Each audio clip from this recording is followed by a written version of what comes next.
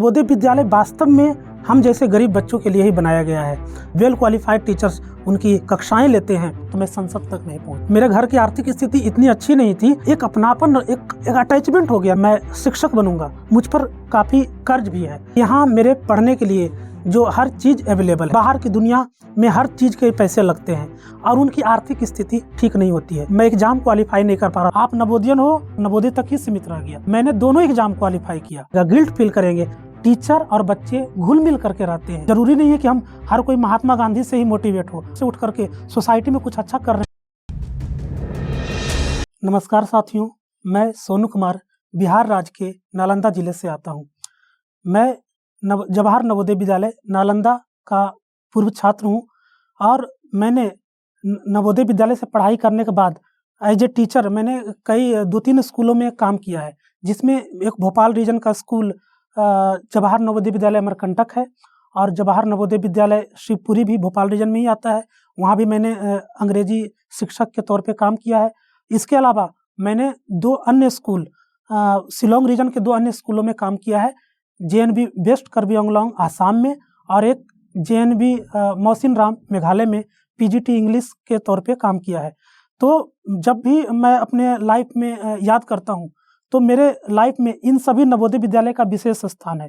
एक नवोदय विद्यालय जहाँ से मैं पढ़कर निकला हूँ, जवाहर नवोदय विद्यालय नालंदा बिहार, और 4 अन्य नवोदय विद्यालय जहाँ पर मैंने शिक्षक के तौर पे काम किया है। वर्तमान में मैं लोकसभा सचिवालय में अनुवादक के तौर पर कार्य कर रहा हूँ, लेकिन अनुवाद वहाँ भारतीय संसद में अनुवादक के तौर पर कार्य करने से पहले मैं इन नवोदय विद्यालय में शिक्षक के तौर पर कार्य कर रहा था। हमारे बीच में ऐसे बहुत सारे सीनियर्स हुए हैं नवोदय के, जिन्होंने अपनी लाइफ में बहुत कुछ अचीव किया, लेकिन होता क्या है, उनकी कहानी उनके नवोदय तक ही सीमित रह जाती है।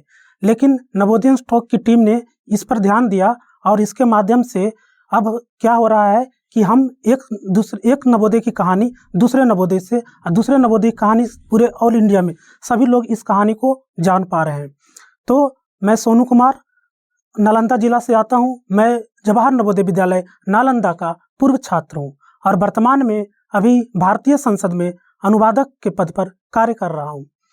जब मैं अपनी कहानी याद करता हूँ कि मैं कैसे एक छोटे से गांव से आता हूँ और उस गांव से एक मैं भारतीय संसद में पहुँचता हूँ, तो ये अपने आप में मेरे लिए एक बहुत बड़ी उपलब्धि होती है और मैं चाहता हूँ कि इसके बारे में मेरे नवोदय के भाई बहन इसके बारे में जाने और वो इससे मोटिवेट हों।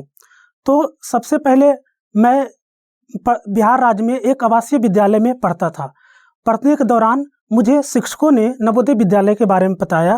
टैलेंटेड बच्चे होते हैं गांव घर से, उनका चयन किया जाता है और उनको 7 साल के लिए फ्रॉम 6 to 12 वहाँ पर रह करके पढ़ाई करते हैं। हमारे साथ जो 10-15 बच्चे आवासीय विद्यालय में रह करके तैयारी कर रहे थे, उनमें से सिर्फ मेरा ही चयन नवोदय विद्यालय के लिए हुआ।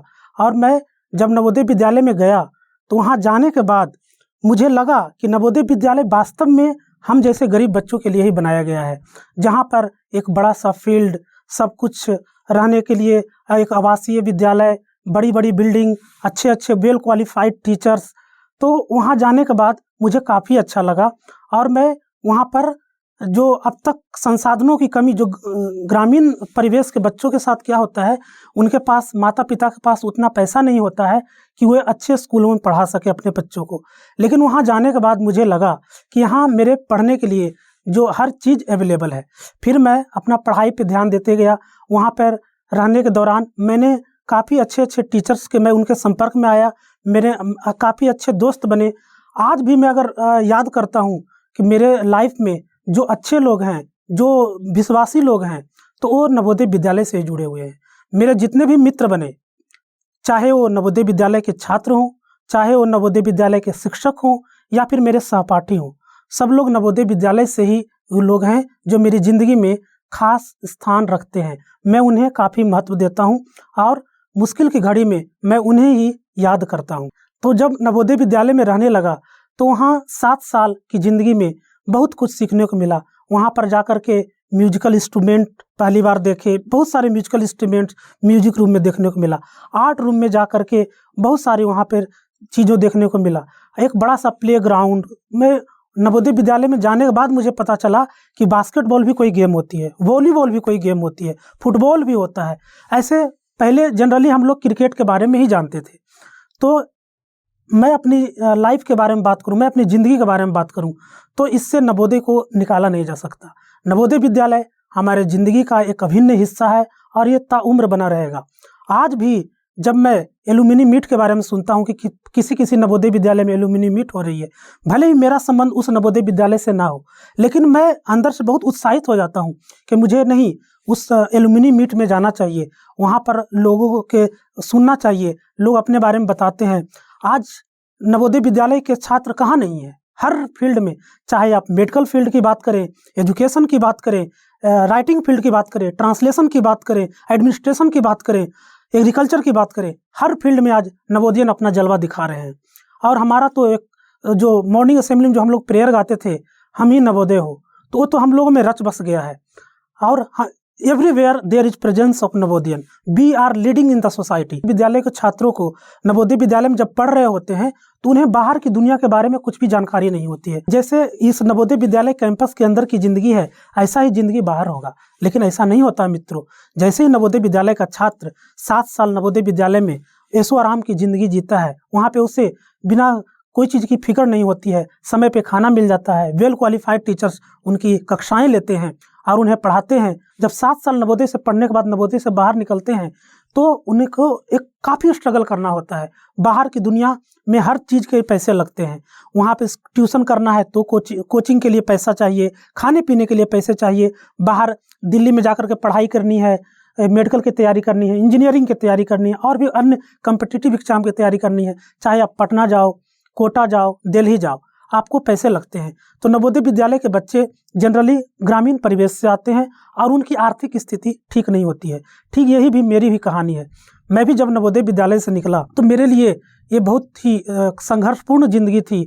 मुझे समझ में नहीं आ रहा था कि मैं आखिर इतना खर्चा कहाँ से कर पाऊंगा। मेरे परिवार की आर्थिक स्थिति अच्छी नहीं थी कि मैं पटना जाकर, कोटा जाकर या दिल्ली जाकर मैं इंजीनियरिंग की तैयारी करूं। तो ऐसे में मैंने सोचा कि कोई ऐसी संस्था हो भारत में जो कम से कम खर्च पे, खैर नवोदय विद्यालय में तो कुछ फी लिया नहीं जाता था, लेकिन मैं चाहता था कि नवोदय विद्यालय के निकलने के बाद, वहाँ से पढ़ने के बाद कोई ऐसी संस्था है जो कम से कम खर्च, जहाँ मुझे लगे पढ़ाई में कम से कम ट्यूशन फी लगे और मैं अपनी पढ़ाई आगे जारी रख सकूँ। क्योंकि होता क्या है कि जब कोई नवोदय का बच्चा नवोदय से पढ़कर निकलता है तो आसपास के समाज के लोग उसको काफ़ी इस नज़रिए से देखते हैं कि ये बच्चा टैलेंटेड बच्चा है। टैलेंटेड किस लिए है? क्योंकि नवोदय विद्यालय में सिलेक्शन होना ही अपने आप में टैलेंटेड होने की पहचान है। क्योंकि नवोदय विद्यालय एक डिस्ट्रिक्ट में एक ही होता है और उस विद्यालय में एक बार में 80 बच्चों का ही चयन होता है जो मेरिट से सिलेक्शन से जाते हैं। तो जनरली ऐसे बच्चों को सोसाइटी में लोग इस तरह से देखते हैं कि ये जरूर आगे पढ़ लिख करके, बड़ा हो करके, आगे चल करके कुछ ना कुछ बड़ा करेगा। और मेरा भी एक मित्र मुझसे हमेशा कहते रहता था, जब भी मैं 12th पढ़ के बाहर निकला, मैं सोचता था कि घर की आर्थिक स्थिति ठीक नहीं है तो मुझे भी कुछ छोटी मोटी नौकरी कर ली चाहिए, रेलवे में ग्रुप डी का एग्जाम निकाल लेना चाहिए, बिहार पुलिस की नौकरी कर लेनी चाहिए या फिर कोई और भी छोटी मोटी नौकरी कर लेनी चाहिए।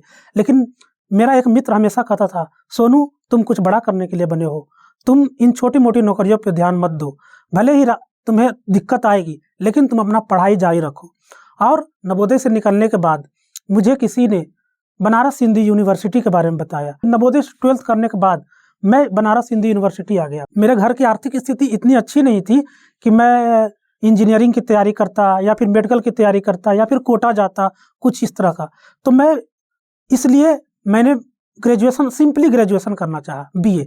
और मेरा जो रुचि थी वो हिंदी इंग्लिश पढ़ने में, लैंग्वेज में मुझे काफ़ी इंटरेस्ट था। मैं भाषा पढ़ने में मुझे काफ़ी अच्छा लगता था, चाहे वो हिंदी लैंग्वेज हो या फिर इंग्लिश लैंग्वेज हो। तो उसके बाद मैं 2009 में नवोदय से पास आउट होने के बाद मैं बनारस हिंदू यूनिवर्सिटी में BA करने आ गया, जहाँ पर कम खर्च में ही मेरी पढ़ाई चलने लगी। मेरे घर में किन्हीं को गवर्नमेंट जॉब पहले से था नहीं। मेरे दादाजी हमेशा एक बात कहा करते थे, सोनू पढ़ाई पे ध्यान दिया करो, क्योंकि लोग जैसे जैसे ज़िंदगी में आगे बढ़ोगे लोग तुमसे हर चीज़ का बंटवारा कर लेंगे, लेकिन तुम्हारे टैलेंट का, तुम्हारी मेरिट का कोई बंटवारा नहीं कर पाएगा। ये हमेशा तुम्हारे साथ ही रहेगा।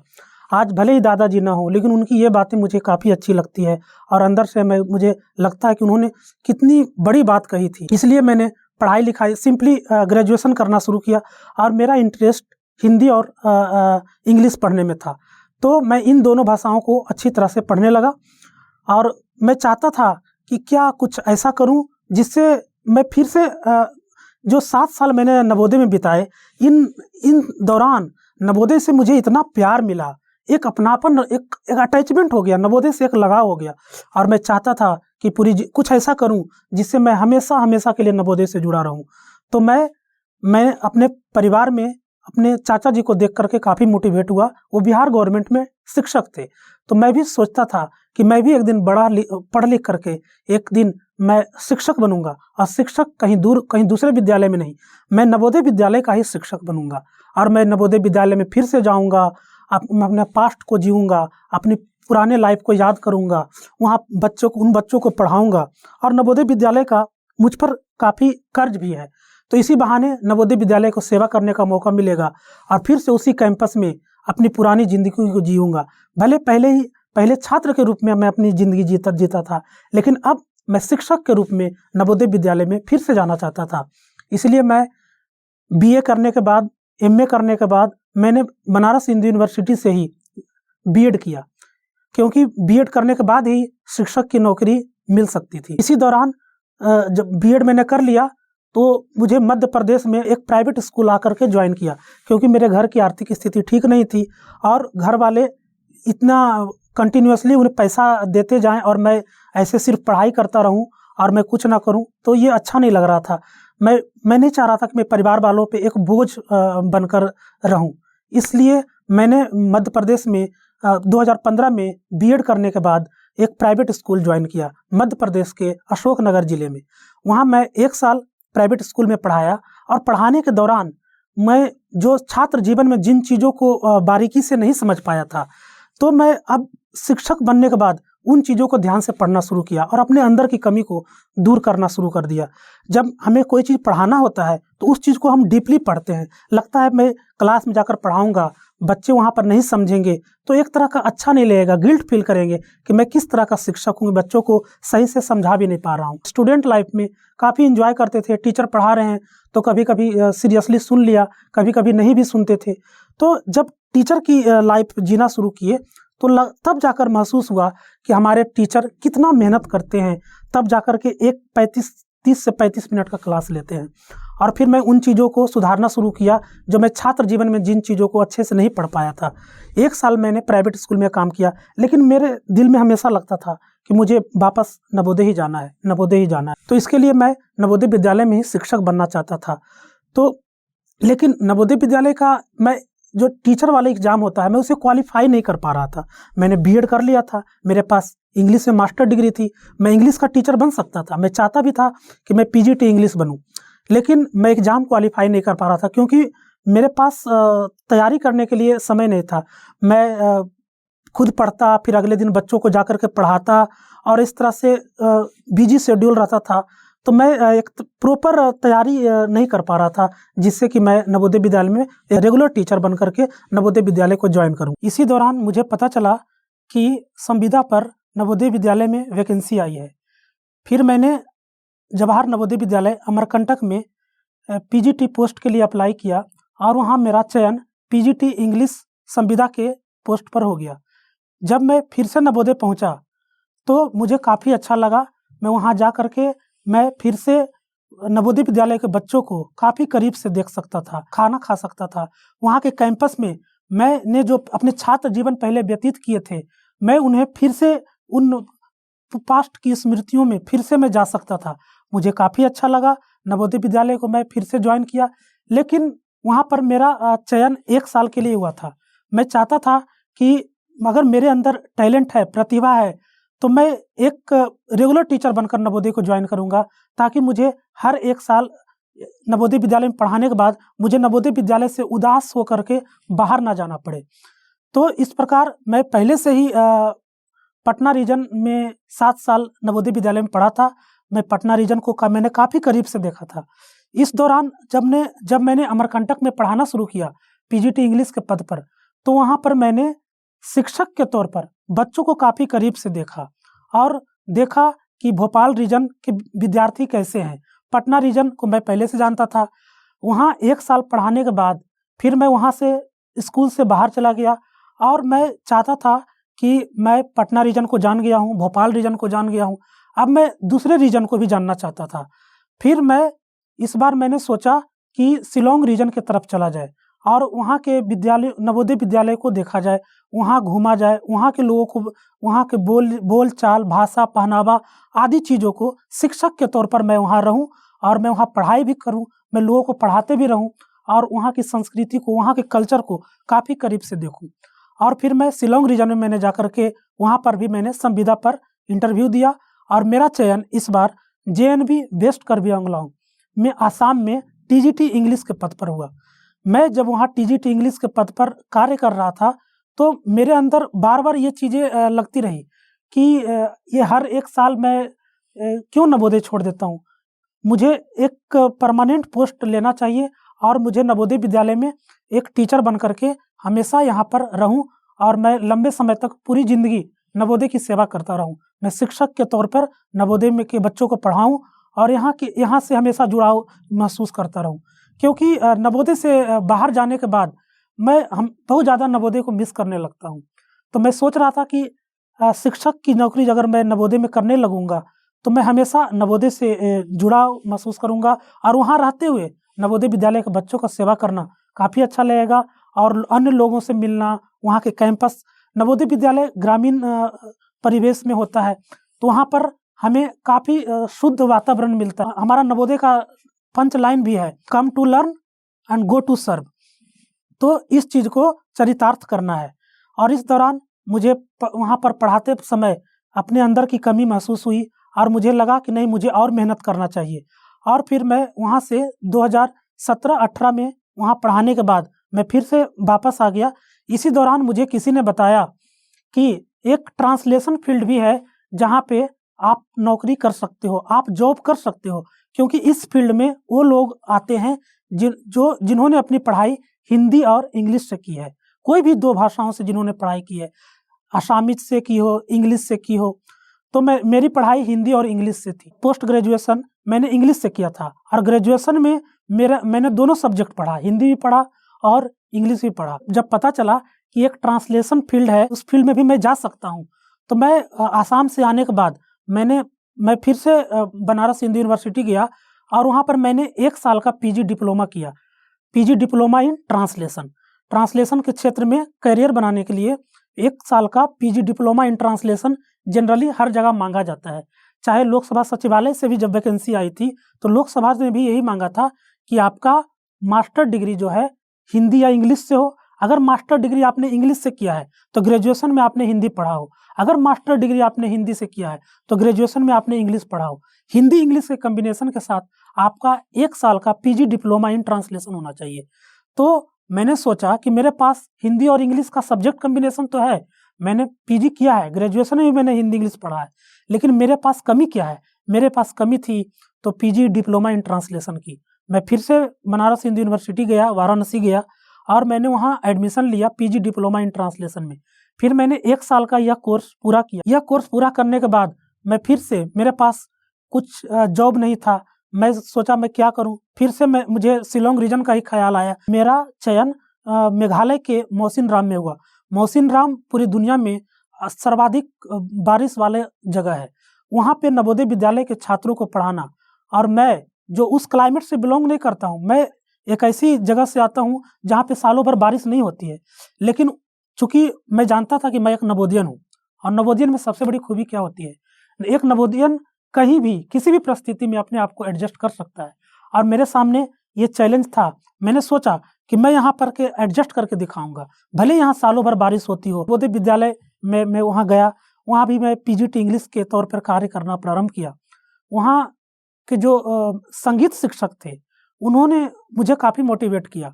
वो मुझसे कहा करते थे, तुम्हारे अंदर प्रतिभा है, तुम एक रेगुलर टीचर बनकर के नवोदय में आओ और नवोदय को सर्व करो। ऐसे 1 साल की नौकरी, 1 साल के लिए नवोदय में आओ, अपना सब सेटअप तैयार करो, लोगों से जान पहचान बनाओ। और जान पहचान बनाने के बाद होता क्या है, फिर आपको नवोदय छोड़ना पड़ जाता है। तो उन्होंने मुझे कहा कि तुम परमानेंट पोस्ट की तैयारी क्यों नहीं करते। उसी दौरान नवोदय विद्यालय ने 2019 में वैकेंसी निकाली टीजीटी इंग्लिश और पीजीटी इंग्लिश पोस्ट की। मैंने दोनों एग्जाम क्वालिफाई किया। उसके बाद मेरा सिलेक्शन टीजीटी इंग्लिश में हुआ और मेरी पहली पोस्टिंग, मैं सोचता था कि मेरी पहली पोस्टिंग कोई डिफिकल्ट स्टेशन में मिले, हार्ड स्टेशन में मिले, ताकि मैं वहाँ पर जा कर के मैं अपने आप को फिर से एक नवोदियन होने का मुझे था कि नवोदियन कहीं भी एडजस्ट कर सकता है। मैं चाहता था कि मेरी पोस्टिंग लक्षद्वीप में हो, अंडमान निकोबार में हो, क्योंकि इसी बहाने मुझे भारत को जानने का मौका मिलेगा। भारत के जो इंटीरियर एरियाज हैं, जो डिफिकल्ट एरिया है, जहाँ लोग जाना पसंद नहीं करते, मैं चाहता था मैं इन्हीं जगहों पर जाकर के काम करूं। लेकिन मेरी पोस्टिंग भोपाल रीजन में हुई और मुझे जो प्रथम स्कूल मिला परमानेंट टीचर के तौर पे, रेगुलर टीचर के तौर पे, वो जेएनवी शिवपुरी में मिला। जाकर के नवोदय विद्यालय शिवपुरी में ज्वाइन किया। जब मैं बीएचयू में पढ़ाई कर रहा था डिप्लोमा, तो 1 साल का डिप्लोमा तो मैंने पूरा कर लिया, लेकिन मैंने डिप्लोमा इसलिए किया था क्योंकि मेरी परमानेंट नौकरी नहीं लग रही थी टीचर। मैं कॉन्ट्रैक्ट पे काम कर रहा था नवोदय विद्यालय में, जबकि मैं नवोदय विद्यालय में परमानेंट टीचर के रूप में ज्वाइन करना चाह रहा था। इसलिए मैंने डिप्लोमा इन ट्रांसलेशन किया था। और जब मैं 2019-20 में मैं जेएनवी मोहसिन राम में पढ़ा रहा था, तो वहाँ से उसी समय कोरोना का जो लॉकडाउन लगा, तो फिर जब हम वहाँ से आते हैं वापस अपने घर पे, तो पता चलता है कि अब ऑनलाइन कक्षाएं शुरू हो गई है। तो फिर मैं सोचा कि मैं तो परमानेंट टीचर हूँ नहीं, अब मैं कहाँ से पढ़ाऊँगा। ऐसे मैं इंटरव्यू दे करके जाकर के नवोदय विद्यालय में फिजिकल क्लास लेता था। अब मुझे ऑनलाइन क्लास भी नहीं मिला, मैं घर पर बैठ गया, मुझे बहुत ही दुख हुआ। इसी दौरान मेरे एक मित्र ने बताया अनुवादक की वैकेंसी आई है। मैंने लोकसभा सचिवालय के अनुवादक पोस्ट के लिए अप्लाई किया। मैं सोच रहा था कि मेरा चयन भारतीय संसद में अनुवादक के पद पर नहीं हो पाएगा, क्योंकि मैं एक गांव से आता हूँ, मैं उतने अच्छा से मैंने पढ़ाई नहीं की है। दिल्ली में भारतीय संसद में नौकरी करना, उसके लिए काफ़ी हिंदी और इंग्लिश की और काफ़ी नॉलेज होना चाहिए, जो हो सकता है मेरे अंदर ना हो। मैं घर पे खाली बैठा था, घर में स्थिति ठीक नहीं थी, घर की आर्थिक स्थिति ठीक नहीं थी, और घर में किन्हीं के पास मेरा कुछ सोर्स ऑफ इनकम नहीं था। हम लोगों के पास जो थोड़ा बहुत जो खेती है, उसी खेती से हमारा घर परिवार किसी तरह चल रहा था। फिर भी मैंने लोकसभा सचिवालय के लिए अनुवादक पद के लिए मैंने अप्लाई किया, और एग्जाम देने के बाद मैं भूल गया, क्योंकि मुझे लगता था कि मेरा चयन लोकसभा सचिवालय में भारतीय संसद में अनुवादक के पद पर हो सकता है ना हो, क्योंकि उसके लिए लोग काफ़ी पढ़े लिखे होंगे, जो हमसे भी काफ़ी अच्छा ज़्यादा जिनके पास नॉलेज होगी उनका सिलेक्शन होगा, और पोस्ट भी ज़्यादा नहीं था, ओनली 47 पोस्ट थे। तो उतने कम पोस्ट में मेरा सिलेक्शन मैंने सोचा नहीं था। लेकिन मैंने एग्ज़ाम दे दिया। एग्ज़ाम देने के बाद मैं भूल गया कि मेरा इसमें कुछ होना भी है, कि मैं पता नहीं मेरा चयन होगा नहीं होगा, इसलिए मैंने इस पर ज़्यादा ध्यान नहीं दिया। और मैं खुशी खुशी नवोदय में जाकर टीजीटी इंग्लिश के रूप में कार्य करना शुरू कर दिया, जेएनवी शिवपुरी मध्य प्रदेश में। और जब मैं वहाँ कार्य कर रहा था, तो मैंने देखा कि सभी बच्चे जागरूक नहीं हैं, क्योंकि और अगर वो जागरूक हो जाए तो नवोदय विद्यालय और अच्छा कर सकता है भारत में। अब भी हम देखते हैं कि नवोदय विद्यालय का रिजल्ट काफ़ी अच्छा रहता है। सीबीएसई में जब हम रिजल्ट की बात करते हैं, तो नवोदय विद्यालय का रिजल्ट काफ़ी अच्छा रहता है। मैंने वहाँ महसूस किया कि बच्चे उतना जागरूक नहीं हैं पढ़ाई के प्रति, और उसी दौरान मुझे लगा कि मुझे कुछ करना होगा। मैं काफ़ी वहाँ पर प्रयास भी किया कि मैं अपने बच्चों को काफ़ी मोटिवेट करूँ कि वो ज़िंदगी में पढ़ाई पर ध्यान दें, और यहाँ से नवोदय से पढ़ करके निकलें तो समाज में जाकर नवोदय विद्यालय का रोशन करें।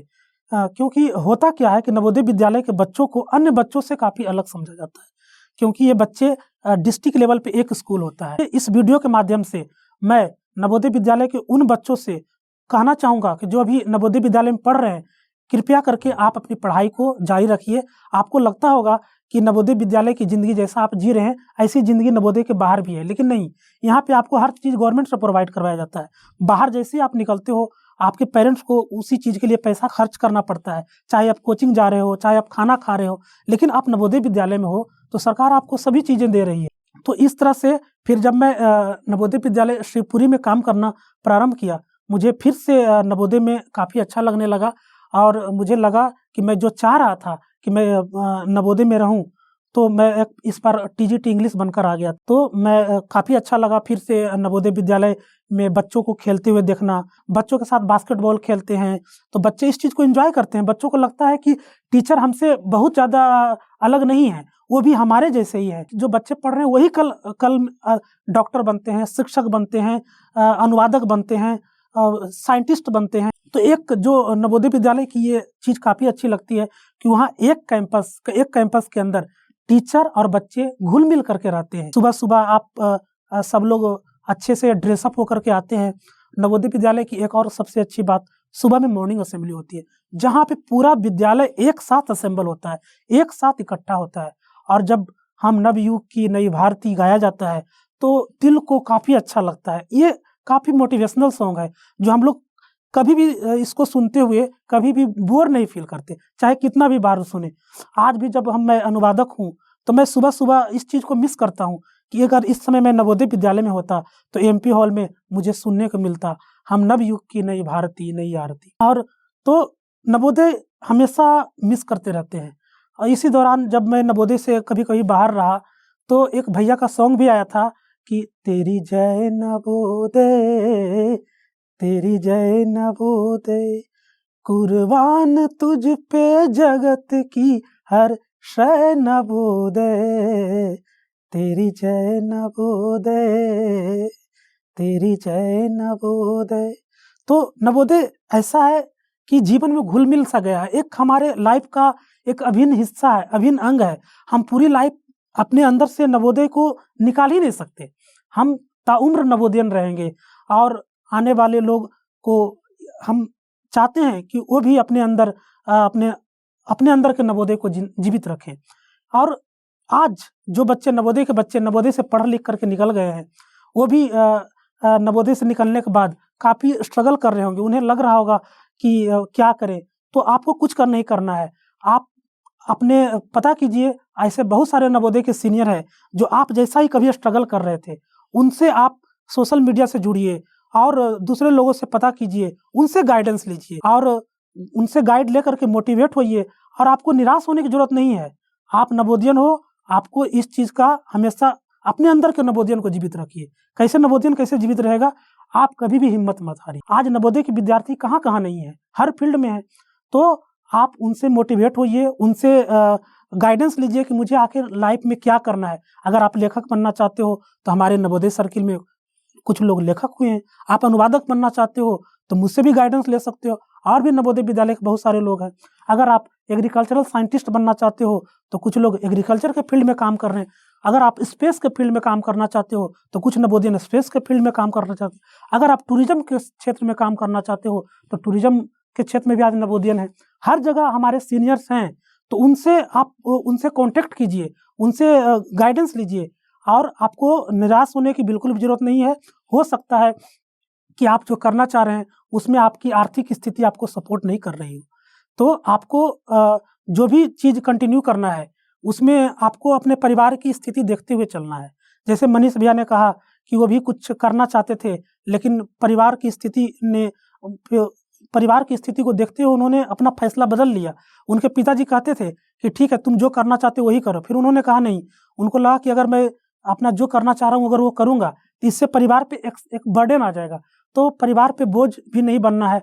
आप कुछ ऐसा रास्ता चूज, आपको आप जो कुछ करना चाह रहे हैं उसके लिए काफ़ी पैसों की ज़रूरत है, लेकिन आपके परिवार में उतना पैसा नहीं है, तो फिर आपके परिवार वाले क्या करेंगे, कहीं ना कहीं से पैसा लेके देंगे आपको, लेकिन एक आप पे हमेशा बर्डन रहेगा कि हमें परिवार का कर्ज ये करना है। और अगर आप, हो सकता है जिस फील्ड में आप पढ़ाई कर रहे हैं, कल के डेट में अगर आप सफल नहीं हुए तो फिर आप कर्ज को कैसे उतार पाएंगे। तो आपको ज़्यादा प्रेशर लेने की जरूरत नहीं है।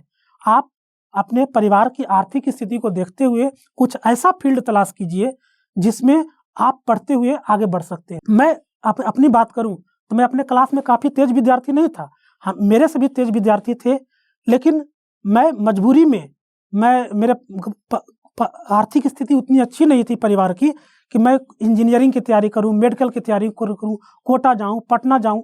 तो मैंने मजबूरी में ग्रेजुएशन करना शुरू किया, बीए करना शुरू किया, एमए करना शुरू किया, और मैं इसी फील्ड में काम करते करते फिर मैंने सोचा कि नवोदय विद्यालय में टीचर बनकर फिर से वापस में नवोदय जाऊंगा, टीचर बनूंगा। तो बहुत ज़्यादा हाई एम नहीं था क्योंकि परिवार की आर्थिक स्थिति उतनी अच्छी नहीं थी कि मैं कुछ बड़ा करने के लिए सोचता। फिर मैं सिंपल ग्रेजुएशन और पोस्ट ग्रेजुएशन करने लगा। इसी दौरान मुझे ट्रांसलेशन फील्ड के बारे अपने मित्रों से ट्रांसलेशन फील्ड के बारे में जानकारी हुई। फिर मैंने वहाँ से ट्रांसलेशन फील्ड के बारे में पता किया और फिर मैं लोकसभा सचिवालय में अंत में मेरा चयन हुआ। मैं ऐसा नहीं कि मैं भारतीय संसद के बारे में मुझे बहुत पहले से पता था कि भारतीय संसद में एक ट्रांसलेटर की पोस्ट आती है। अगर ऐसा पता होता सभी विद्यार्थियों को तो हमारे क्लास में बहुत सारे विद्यार्थी चाहते हैं, कौन नहीं चाहेगा कि आज के समय में भारतीय संसद में किसी न किसी पद पर कार्य करूं। लेकिन लोगों को जानकारी नहीं थी, इसलिए लोग अलग अलग फील्ड में गए और मैं अपने क्लास का मीडियम स्टूडेंट होकर के मैंने मजबूरी में जो रास्ता चुना, इसी में मुझे एक अच्छा रास्ता मिल गया। तो ये मेरे लिए एक सिंपली ग्रेजुएशन करना, पोस्ट ग्रेजुएशन करना और पीजी डिप्लोमा इन ट्रांसलेशन करना, ये मेरे लिए एक ब्लेसिंग इन डिस्गाइज साबित हुआ। इसी में मुझे उम्मीद की किरण दिखी और आज मैं भारतीय संसद में एक अनुवादक के तौर पे कार्य कर रहा हूँ। अब वहाँ पे अनुवादक के तौर पे भारतीय संसद में काम करना, यहाँ पर क्या है कि आप अपने क्षेत्र के सांसद को देखना चाहते हैं, करीब से देखना चाहते हैं। आज जब मैं भारतीय संसद में काम कर रहा हूँ तो भारत के अलग अलग हिस्सों से जीत कर आए सांसद को मैं काफ़ी करीब से देख सकता हूँ। जो भारत के मंत्री हैं, रक्षा मंत्री, वित्त मंत्री, प्रधानमंत्री, रेल मंत्री, मैं इनको आज काफ़ी करीब से देख सकता हूँ। तो काफ़ी अच्छा लगता है कि एक गांव का लड़का जो बिहार राज्य के एक नालंदा जिला के पिछड़े गांव से बिलोंग करता है, वो नवोदय विद्यालय के बदौलत, अगर मेरी ज़िंदगी में नवोदय न होता तो मैं संसद तक नहीं पहुँच पाता।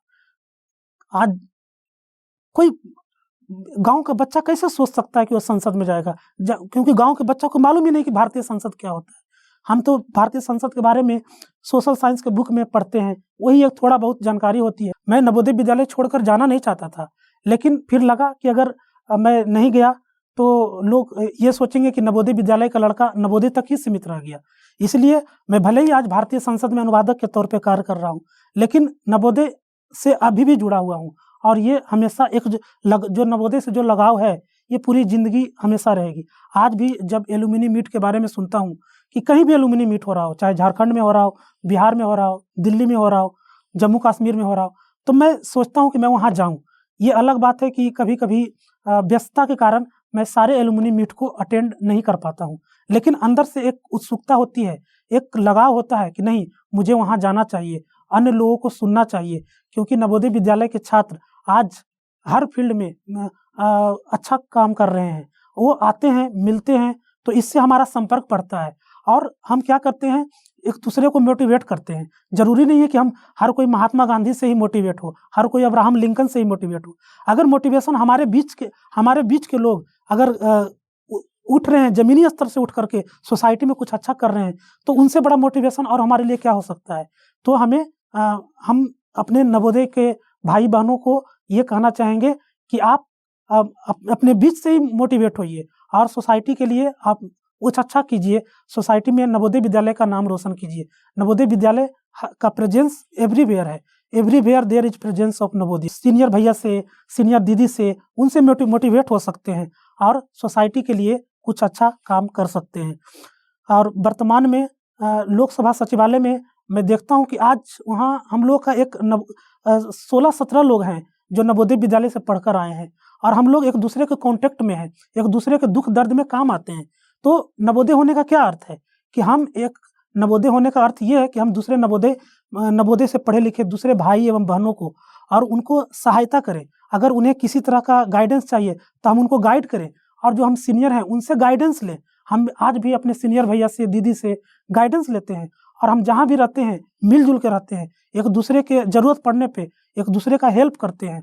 आज भी मैं अपने अगर खास मित्रों की बात करूं कि इतने साल में मेरे सबसे खास मित्र कौन है, तो मेरे सबसे खास मित्र वही हैं जो नवोदय विद्यालय से जुड़े हुए। चाहे मेरे सबसे अच्छे शिक्षक मित्र वही हैं जो नवोदय विद्यालय के शिक्षक हों, जिनसे मैं नवोदय विद्यालय में रहते हुए जिनके संपर्क में आया। और स्टूडेंट भी, मेरे विद्यार्थी भी मेरे मित्र हैं, तो वही विद्यार्थी जिनको मैंने नवोदय विद्यालय में पढ़ाया।